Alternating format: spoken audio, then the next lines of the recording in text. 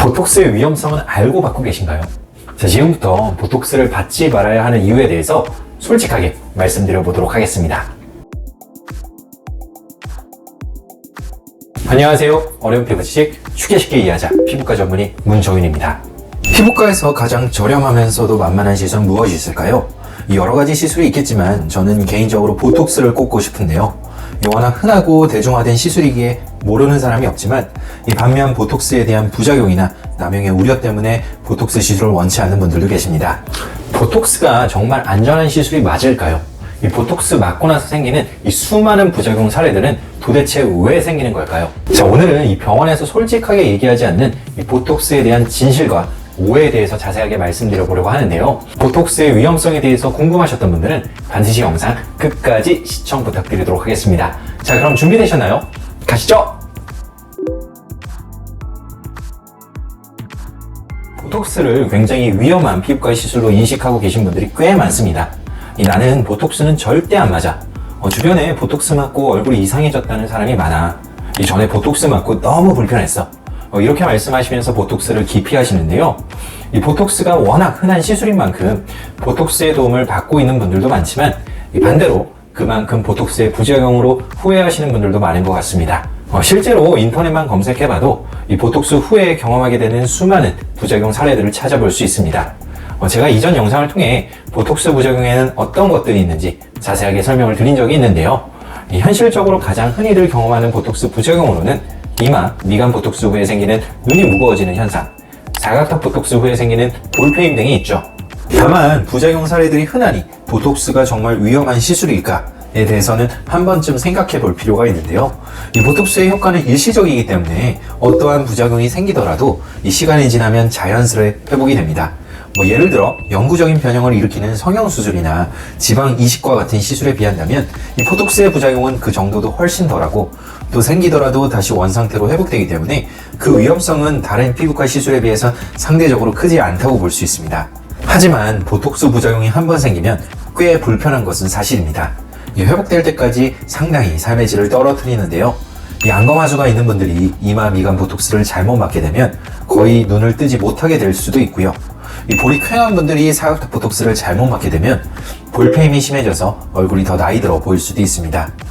따라서 보톡스 부작용은 우리가 절대 간과해서는 안 되며 가급적 처음부터 부작용이 생기지 않도록 최대한 주의하며 시술을 받는 것이 중요합니다.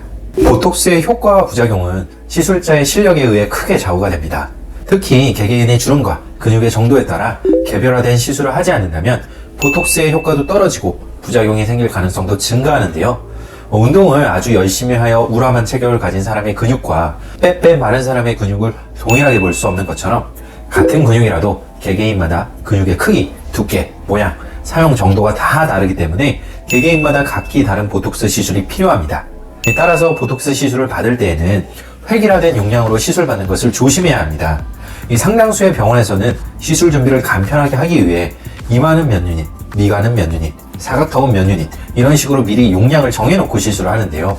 근육이 크든 작든 주름 정도가 심하든 적든 관계없이 획일화된 용량으로 시술을 진행한다면 이 효과가 과한 경우나 효과가 부족한 경우가 생길 수밖에 없겠죠.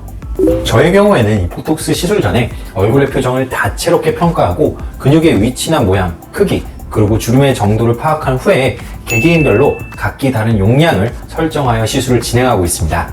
아마 숙련된 보톡스 전문가라면 다들 저와 같은 방법을 이용하여 시술을 진행하고 계실 텐데요. 이 보톡스가 간단한 시술이라고 무조건 저렴한 병원에서만 시술을 받지 마시고 이 보톡스의 효과는 높이고 부작용은 줄이고 싶다면 반드시 숙련된 전문가에게 시술받는 것을 권장드리고 싶습니다.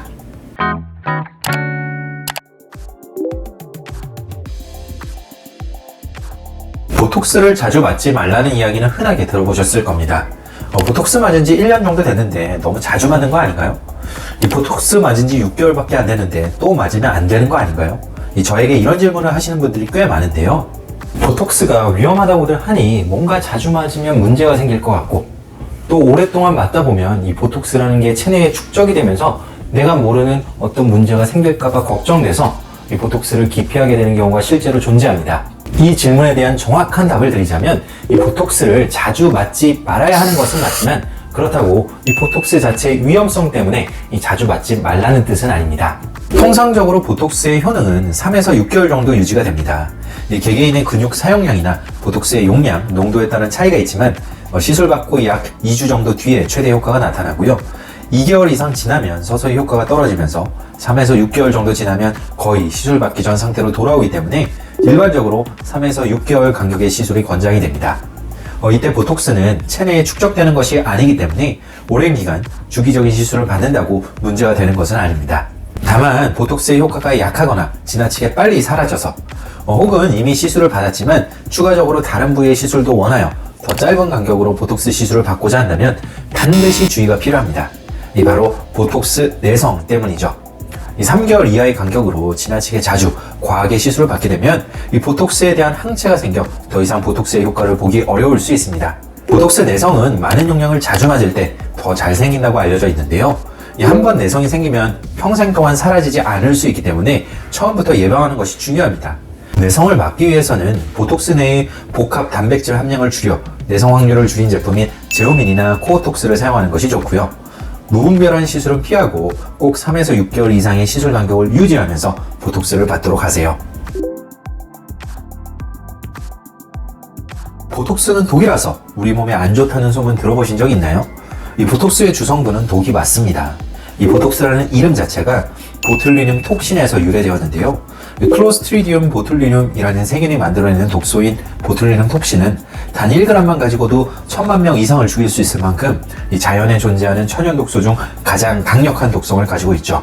그러다 보니 이렇게 위험한 보톡스를 맞는 것이 괜찮을지 의문이 들기도 합니다. 하지만 의료용 혹은 미용 목적으로 사용하는 보톡스는 우리가 상상하는 독과는 많은 차이가 있습니다. 이 독소를 아주 많이 희석하여 아주 적은 농도와 용량으로 사용한다면 오히려 다양한 질병의 치료제로 사용할 수 있다는 것인데요. 실제로 보톡스는 이 목 근육의 과도한 수축으로 목이 기울어지는 사경 치료제로 또 소아마비 환자의 근육 강직을 치료하기 위한 목적으로 최초 사용이 되기 시작하였고 이후에 피부 미용 분야로 확장이 되면서 주름 치료제로 사용이 되고 있습니다. 사실 의학에서 사용하는 약은 모두 독이나 마찬가지입니다.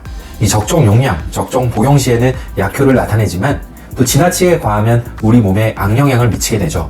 수면제를 예로 들어보면 이 수면제는 뇌의 활성을 낮춰주어 잠에 잘 들게 만드는 용도로 사용되지만 한 번에 많이 복용할 경우 사망에 이르게 할 수도 있습니다.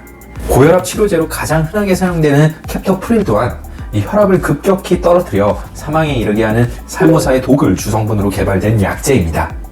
따라서 이 보톡스가 독이라고 해서 너무 두려워하실 필요는 없습니다. 이 의학적으로 허가된 용량과 농도 내에서만 사용을 한다면 독이 아닌 약물로서 충분히 사용이 가능하고요.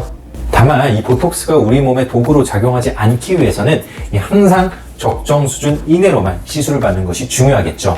따라서 이 과도한 시술이나 남용은 지양해야 하며 이 보톡스 전문가에게 이 효능과 안전성을 보장하는 범위 이내로만 안전한 시술을 받는 것을 권장드리고 싶습니다. 자, 오늘은 이 보톡스에 대한 여러 가지 오해와 진실에 대해서 자세하게 말씀을 드렸는데요. 보톡스는 이 근육의 움직임을 제한할 수 있는 유일한 방법이기 때문에 피부 노화 해결에 있어서는 꼭 필요한 필수 시술 중 하나입니다.